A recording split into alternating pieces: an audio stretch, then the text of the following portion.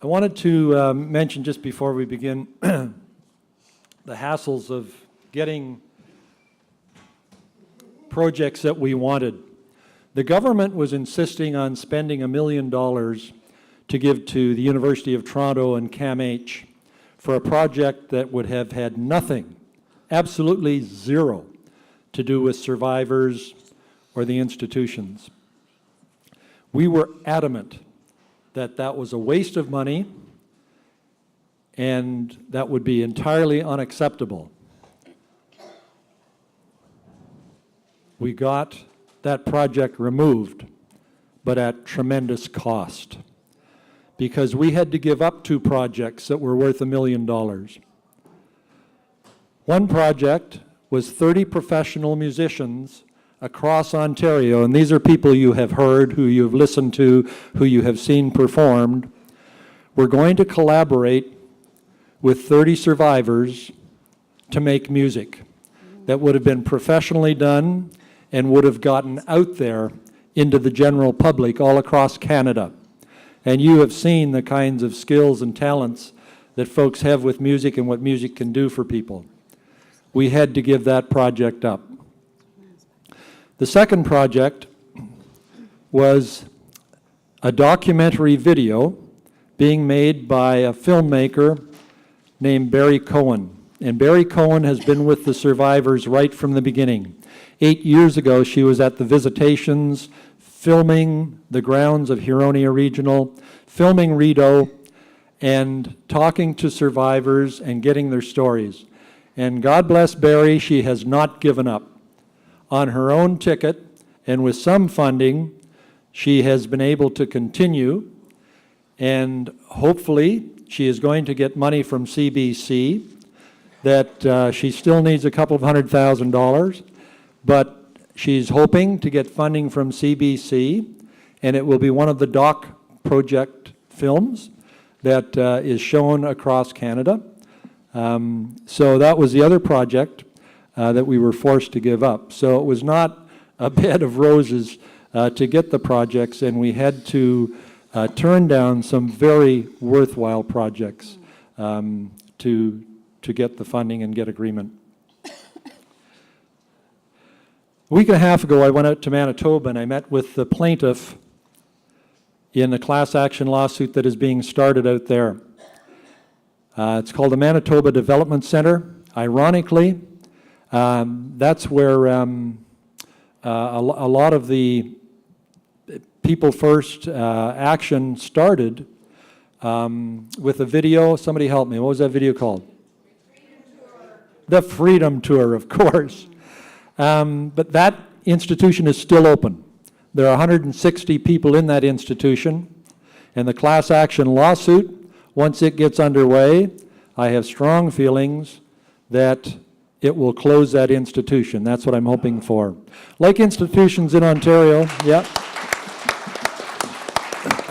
It's located in Portage-la Prairie, small town of 15,000. Like the institutions in Ontario, they never located them in the center of cities, God forbid. They were always outlying from small communities, generally out of sight, out of mind, that whole philosophy. The one thing that I really wish for is that that settlement in Manitoba is better than the Huronia settlement. The settlements that have followed Huronia have all been worse. Huronia spent all of its money on survivors and on projects. Rideau and Southwestern Ontario returned $1.5 million to the government. The third following the Schedule I institutions that followed had no Cypre money, only money to survivors, and I would be willing to bet that they returned millions to the government, and it didn't get to the survivors of the Schedule I institutions. Unfortunately, that information is not public.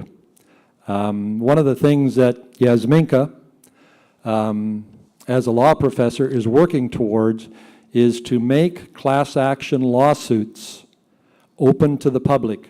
So all of the information is out there, how many claimants there are, how much they get in their claims, where the money goes, and if any money is going back to the person who is being sued, in this case the Government of Ontario. That's called a reversion.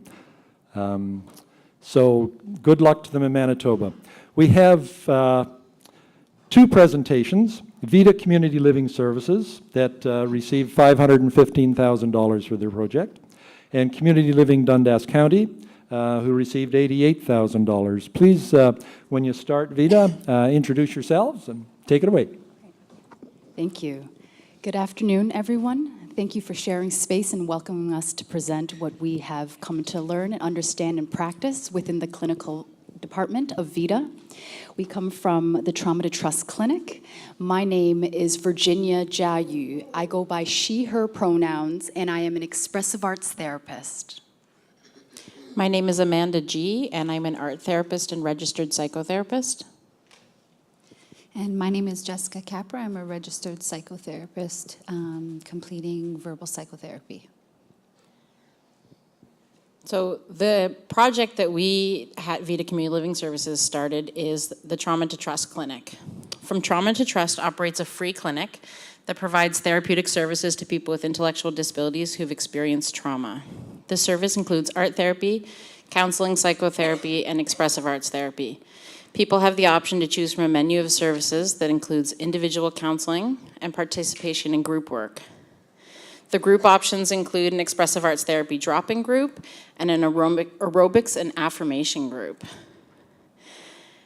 Clients are able to participate in individual sessions, group sessions, or both. Though the clinic operates physically out of Vita Community Living Services, our therapists have been able to provide group therapy for individual agencies at their locations as well through e-therapy. The people we primarily serve come from the Greater Toronto Area, but since offering e-therapy, our services now are used province-wide. And this is particularly important for folks who don't live in regions where they have access to therapy that are adapted to their needs and their desires and their wishes. We have placed no restrictions on referrals, and therefore we provide services to people with a broad range of intellectual developmental disabilities as well as dual diagnosis. We do not require an individual to have speech or other forms of traditional therapy to participate in our therapeutic services. As you can see, we offer an array of different modalities so that it can be adapted to the needs of the people that we serve. Some of our greatest gains have been to offer services to those who are traditionally and historically have been denied services in psychotherapy and creative therapy interventions. And these people were also thought to be unable to benefit from therapy or any forms of healing therapy. So we are very honored to be able to work in the sector and with folks who need this help, coming from trauma to trust. The clinic is also data-based. Data is completed on symptoms at the beginning and end of session and therapy. There's also data completed each session for feedback to the therapist. So this allows our therapists to ensure that the needs of the individuals are being met and that their voice is guiding the process of therapy, not necessarily therapist-driven, but client-driven. So this allows us to evaluate our service on a daily basis as well. More specifically within my role in the agency, as I mentioned before, I'm a registered psychotherapist, primarily practicing cognitive behavior therapy, dialectical behavior therapy, and psychodynamic therapy with the individuals that we serve.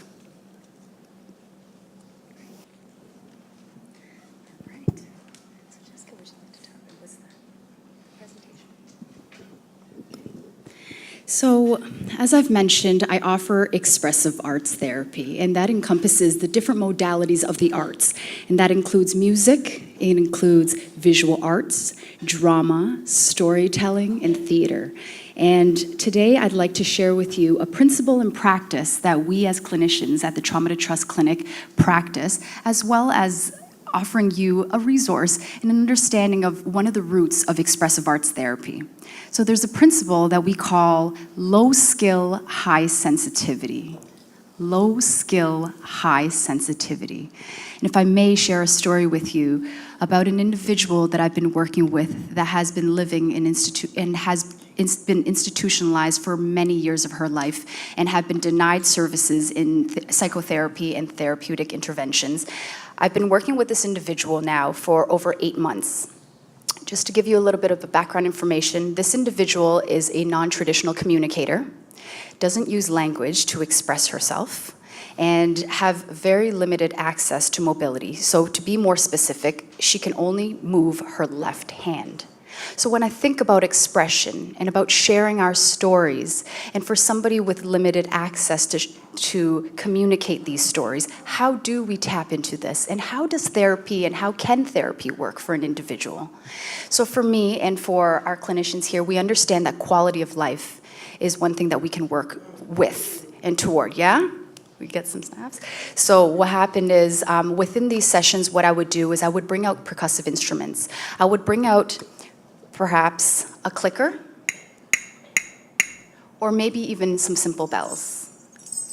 And within our 8 months of sessions together, we have been able to now use these instruments and use these relatively low-skill instruments and using in her hands so that she can create rhythm. We also are building our therapeutic relationships by mirroring each other in the rhythms that have been shared. And through this process, I have learned the power of the arts and expression through music, through visual arts, and other forms that are non-traditional ways, that are outside of the traditional talk therapy mode.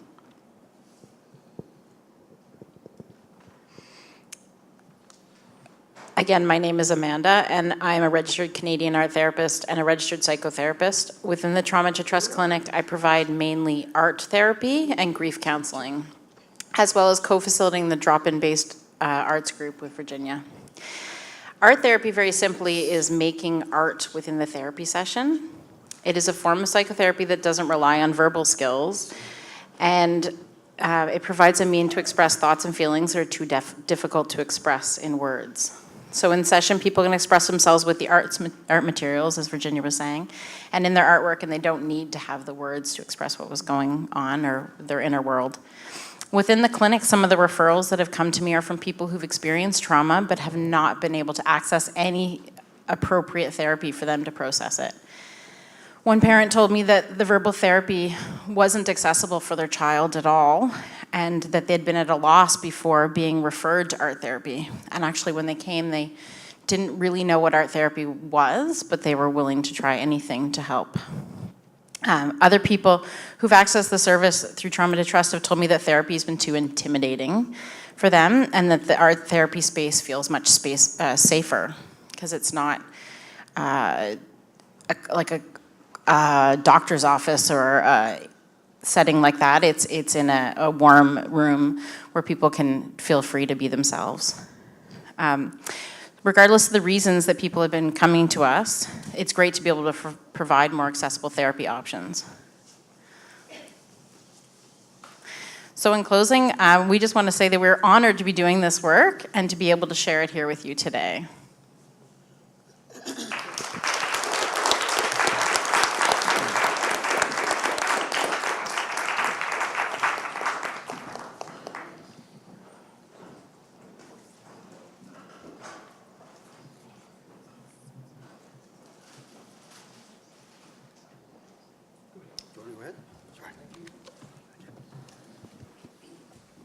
I'll use the podium, yeah, so I don't have to. Yeah. Short person's mic. Thank you. Hi. Start my timer. Thank you. Can you pass my clicker down?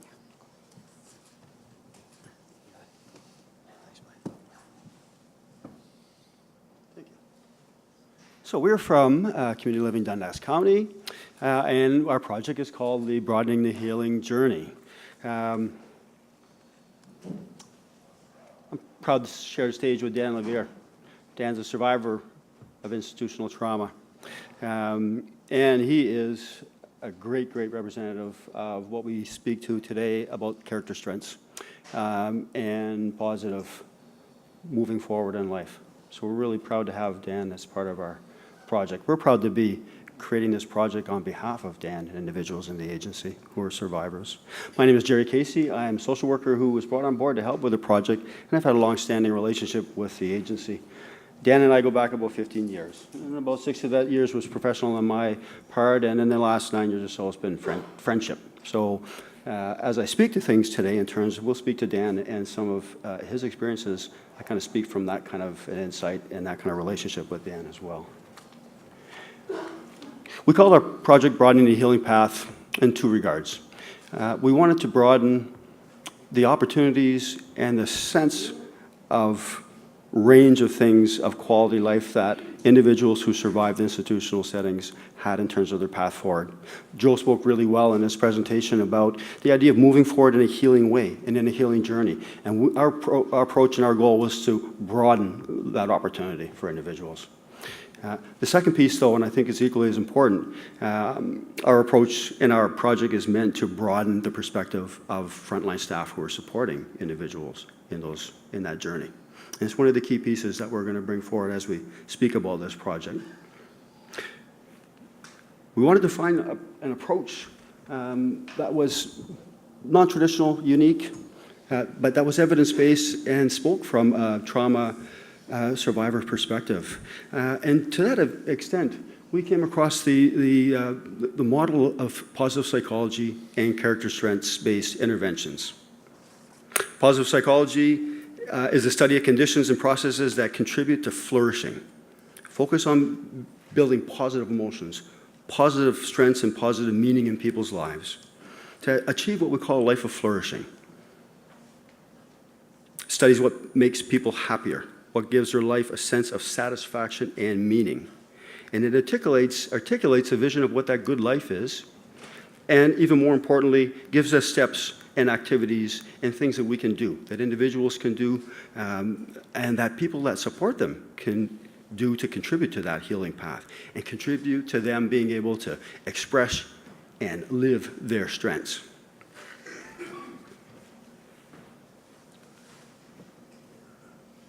This won't read very well on the screen, but when we talk about character strengths, in terms of the approach we're taking, there was a lot of research done in this model to find and identify character strengths, and they exist across all cultures, across all historical times, across all religions. These are what are found to be human, universal human character strengths.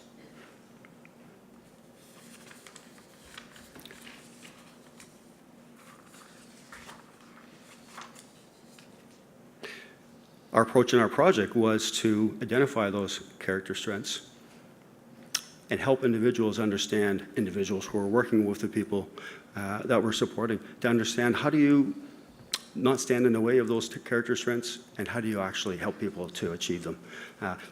People who are institutional survivors understand their strengths. We don't have to necessarily educate people about their strengths. In many ways, we have to get out of the way of getting in the way of those strengths, and we have to actually contribute to them being able to live those strengths and understand that they have that right to live those strengths. Part of our project was identifying character strengths, and Dan scored remarkably high on the character. Typically with this model, you pick the person's top 5 character strengths to work on or to focus on as they're things that are most significant to them, most like them, most meaningful to them, that most represent them. And Dan scored remarkably high in zest, in kindness, in teamwork, gratitude, and in humor. Not only were these high in his character strengths, he uses them in a high level. He enjoys them in a high level. He lives them in a high level. I would challenge any of us in the room to take some of the surveys we've done and score higher in these than Dan has. And it's a big piece of Dan's life that he lives and the value in his life. Zest. Zest in the terms that we speak of here is when you have zest in life, you have an approach that all things I do with excitement. enthusiasm and energy. Someone that has zest. For them, life is an adventure. How do we help focus that with individuals? How, when we're professionals on the front line, do we bring that to bear? How do we engage that? It's a big piece of what our project is looking at and leading towards. Kindness. Dan scored remarkably high in kindness. I'm kind and generous to others. I enjoy doing good deeds for others. I get positive emotional benefit from that. And that speaks to Dan. Teamwork was one of the key skills that was identified for Dan. He excels in being part of a group. He's loyal and dedicated as a team member, as a co-member of any kind of group that Dan's part of. So that was identified as a really strong skill for Dan.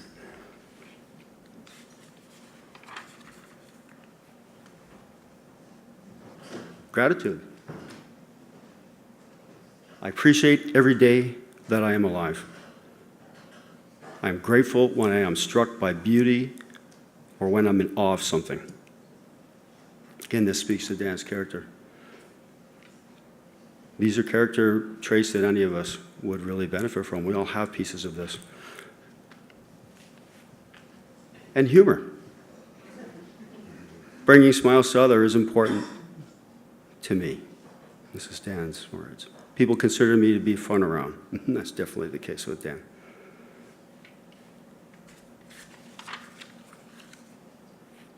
So the idea with character strengths is not just to identify them and have them out there as some sort of very general thing. And the idea is, what do we do with that? What do we do with these strengths, and how do we help people to live those strengths, to activate those strengths?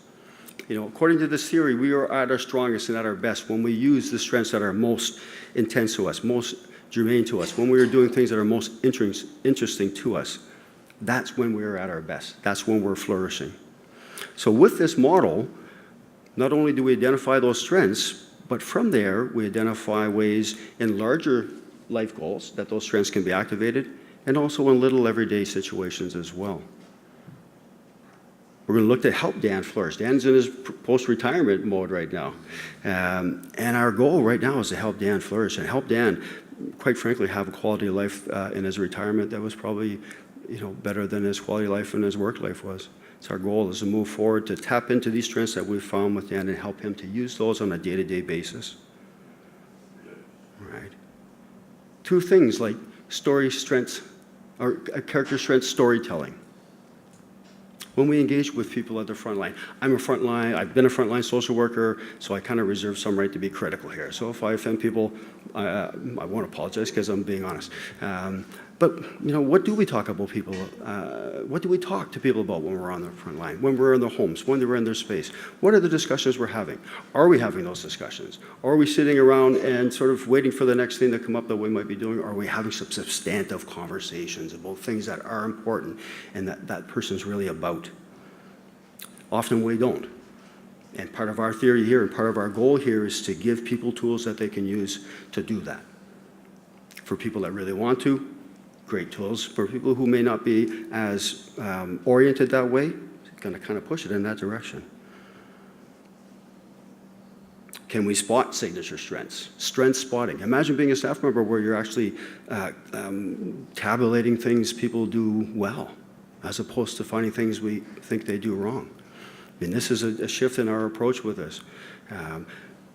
We won't get into as much detail today around timing, around the actual interventions, but the idea here is direct tools, direct things that we will give to frontline individuals working with survivors that will drive action, that will drive discussions, that will drive conversations, that will drive activities, that will help in planning larger life goals and whatnot.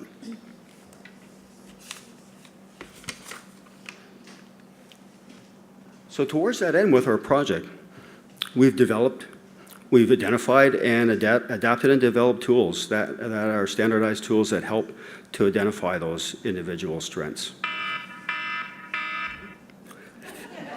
Good thing I put that timer on it. Holy God. This is, yeah, thank you. Yeah, thank you very much. Boy, that helped me not embarrass myself. Jeez. No, that was my wake up. So with our project, we developed tools, and we've been implementing them. Some tools are proxy surveys that ask these questions of people that support the survivors that our agency supports, staff members. And other tools have us interviewing and having discussions with the participants, with the survivors themselves, where it's appropriate, and where it's possible. We found some really cool stuff with interviews with staff. We've had staff arguing about whether an individual's key strength is judgment or teamwork. I mean, how cool is that? As opposed to looking at it from a behavioral management perspective, we're just that process of surveying around these is beginning to, I believe, to shift some focus and shift some perspective on people in terms of what we're really looking at, staff in particular. Right? We've been training staff in the ideas and the tools and the perspective on this and getting buy-in. We're in this process now. We're midpoint in our project, and we've been developing tools that can be used with all participants in this project across all environments to help to activate those signature strengths. People have the ability to activate their signature strengths on their own. We just don't necessarily lead them on their own much to do the thing. So we got to get, if we're involved, let's be involved. And our theory now is in some direction that moves things forward. Right? Our idea is not just to have this sit as a change initiative that's just thoughts. Often I think as frontline staff, change comes and we see it like clouds coming, and we'll sit and think, okay, we'll let those clouds pass, and then once the clouds pass, we keep doing what we do, right? And that's and I think that's often where the barrier to the change has been. We talk about systems change and changing systems like it's shifting big ships, hard to shift, hard to turn. The reality is systems are made out of people. Now I'm speaking directly to professionals in the room. Systems are made out of us. We are the people that make up those systems. The people on the front line are, in our estimation, the difficult ships to turn. We are the ships that need to turn to be able to, to allow and to facilitate and engage people at this level. We are big ships to turn. But I'll quote an architect from the 60s and 70s, Buckminster Fuller, who devoted he was a genius and a prodigy, and he devoted his life to the idea that very small, very well thought out changes could make significant differences for people. And therefore, one small person could make a difference. And working from this big ship to move analogy, I'm going to read a quote from Buckminster. He says, "Something hit me very hard once, thinking about what one little man could do. Think of the Queen Mary. The whole ship goes by, and then comes the rudder. And there is a little thing on the edge of that rudder called the trim tab. It's a miniature rudder, a little red rudder. Just moving that little trim tab builds a low pressure that pulls the rudder around, and it takes almost no effort. The whole boat turns. One little thing forces that rudder to turn and forces the boat to turn." Buckminster said, "So I said that the little individual can be a trim tab. The fact is that you can just put your foot out like that, and the whole big ship of state is going to go. So I said, call me trim tab." Our goal with this project is to create interventions, to create guidance and direction for frontline staff that will become this trim tab, that will make for that kind of significant change. And sometimes it only needs small things. And if I have time, I'll give you a brief example of how this would work and how it's working with Dan. Dan, because he has a zest for life, he has the huge ability to savor things, right? If you know something's fun coming up, Dan's savoring it, he's enjoying it, he's thinking about it, his system is pumping full of positive energy, and he's just right on it. When the thing is happening, he's in the middle of it, he's loving every minute of it. When he goes home afterwards, he's going to talk about it for a long time. He's going to love talking about it. That is a positive character strength that we're trying to engender. However, and remember, as Dan's friend, I had a conversation once with one of Dan's staff calling to set up a get-together with our friends at the garage. And I was asked to not let Dan know ahead of time about these visits because he talked about it so much, because he loved it so much. And my answer was, I don't do that with my friends. I don't call my friends at the last minute. And that's kind of like what you're there for, is to hear those stories. Not necessarily saying that was a bad person, but now the direction for that person and part of Dan's programming is going to be talk to him about that stuff. When Dan wants to talk about that stuff, you talk about it. And not just talk as if you're going to hear him talk, but interview him on that. Talk about that. Dan, what is it about that kind of situation that you really love? What is the good stuff about you that brings out? What are people really, what are they benefiting from, Dan, when you're in the room? What are you benefiting? Drawing that stuff out as opposed to closing it down because, maybe you didn't want to hear about it. That's a trim tab moment in our mind. And we want to create a lot of those trim tab moments and shift that ship. And we're wrapping it up. Thank you. So that's our project and that's our goal. And Dan and I thank you for the time to be here.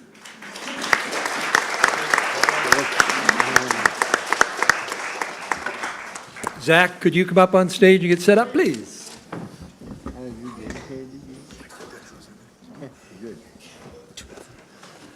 Zach and his dad traveled down here from Huntsville today, out of the snow belt into the sunshine. Zach has a song called Labels.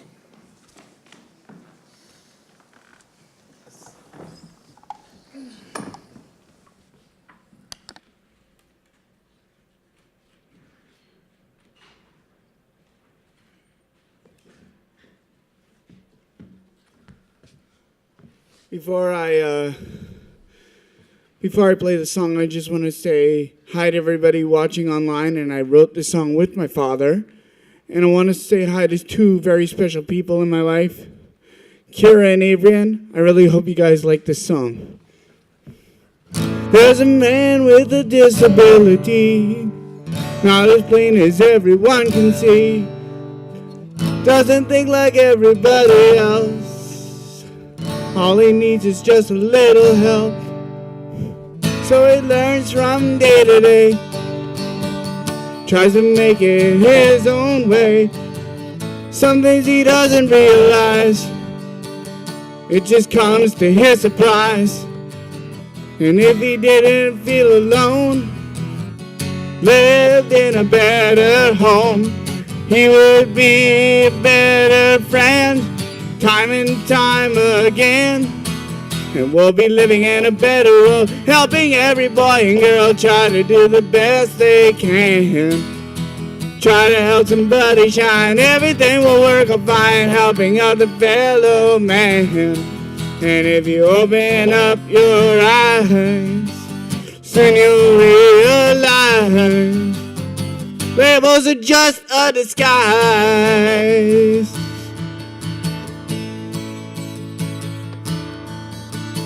One love, Bob Marley said, care to join us? Go ahead.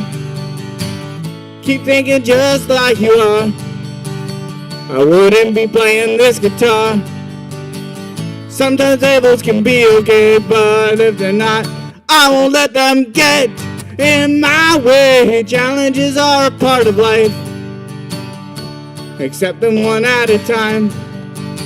And if you open up your mind, you will suddenly find people can learn to change, and kindness will exchange. And we'll be living in a better world, helping every boy and girl try to do the best they can. Try to help somebody shine, everything will work out fine, helping out the fellow man. And if you open up your eyes, soon you'll realize labels are just a disguise.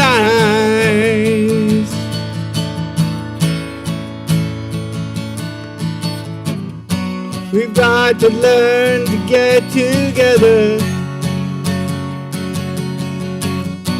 and do the best that we can do.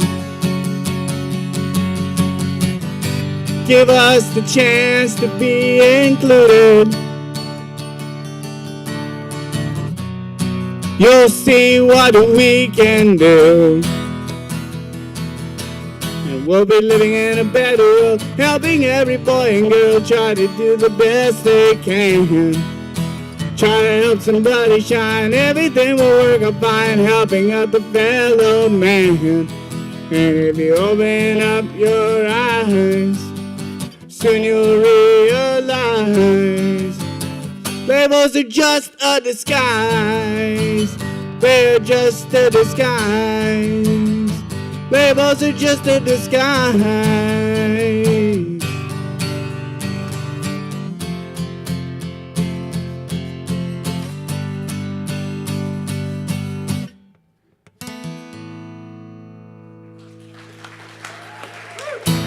Thank you very much. Zach Fitzsimmons, well Thank you done, so Zach. much.